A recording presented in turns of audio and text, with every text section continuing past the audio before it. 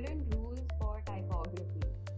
So these rules will actually help you in the near future if you're gonna design your next illustration or composition, such as a magazine cover or an invitation, a book cover, etc.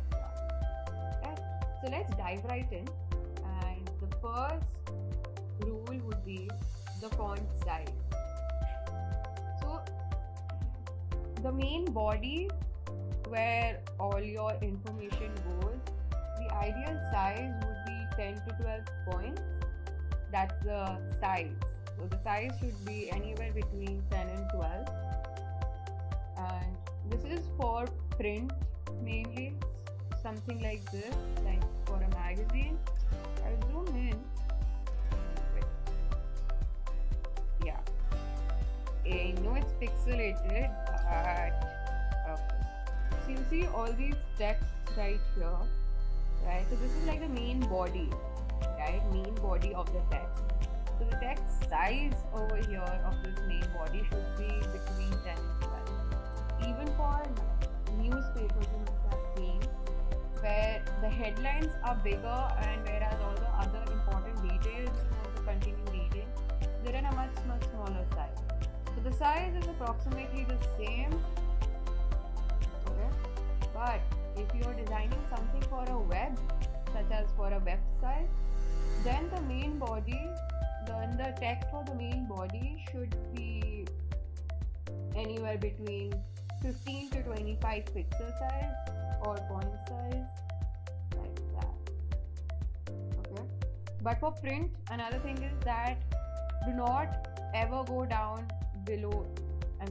Do not ever go down 9.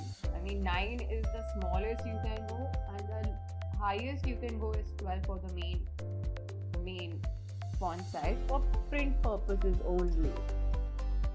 Alright. Second rule that we come to is the line spacing. Line spacing is also known as letting. So the space between two particular lines, for example, here I'll zoom into the magazine cover. You will see these two lines. First line being secrets to her, second line being sexy new look, right? So do you see this thin space between these two lines? This thin line is known as letting. So the space, for example, if the font size over here is 10, then the letting should be anywhere between 12 and 14.5. Right, so make sure that there is equal spacing between each of these lines, because if there is not enough space, then your text will look a lot crumpled and it will be a lot harder for people to read what's written. Okay. And coming to the third rule, which is tracking. Tracking means basically the entire space of your text, right? So in this example, it starts from approximately over here and ends all the way over here. So when I look at it, it looks all organized, because since there's enough space between each text and each word, so it's a lot easier for us to read. Similarly with this cursive writing as well, right?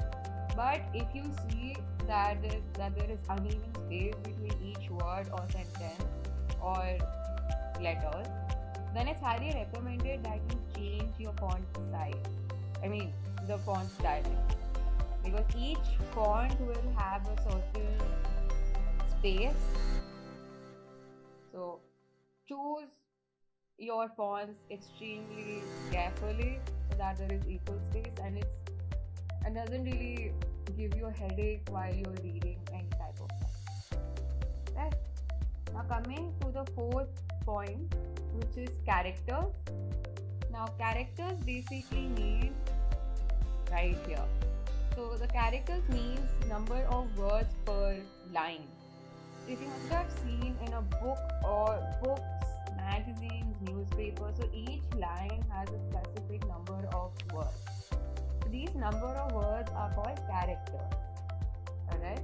So it's highly recommended that in each line there should be anywhere between 45 words to maximum 90 words.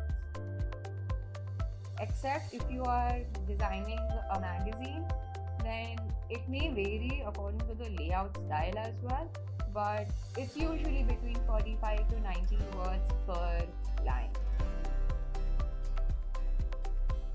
Which also, by the way, includes giving space between each word. So do remember that. 45 to 90 words per line, including the spaces as well. Now coming to the fifth point, magazine and website design heading. So the primary, over here, for example, in this pages of a magazine, so the primary heading, which is this one right here, this primary heading should be at least 180 to 200% of the size of the body of the text, right? So see over here in this magazine cover, you can see that this beauty, the word beauty, is the biggest in size as compared to all of these other texts right here, right? So this word beauty is the primary heading and hence biggest in size, and it's about 180 to 200% more size as compared to these other texts right here. And the secondary heading would be like the subheadings, such as these, such as like this one, we've come a long way baby, this one right here. This would be 130 to 150% bigger in size as compared to the main body of the text. And the sixth point coming up to be hyphens and dashes. So a lot of the times when you're typing out anything, like if you're typing out a lot of information for your article, or if you're writing a book review, etc., it can be tempting to cross a certain word over to the next line. Something like this in paragraph A, you can see that this word customer isn't written in the same line and it's been cut off to the next line right here. So it's suggested that you do not do that and you actually avoid doing that because it looks untidy and unprofessional as well. See, because when you type out something and you are reading in a certain flow and the word breaks into the second line, then it also breaks the flow of the reader as well. So it doesn't really give a good impression either. So avoid doing that. Avoid using dashes and hyphens over here. So as you can see, there are the words are being cut out to the next line, and it's a little annoying as well. And the last one being, which is also extremely important, is test print. So whatever you design first and before you actually send your final design to the client, it's highly recommended that you first print it out and see how it's gonna look like on like in hard copy. So before you actually print it out in large quantities, it's highly important that you first test print it to see if it's coming out the way you expect it to. And that's all.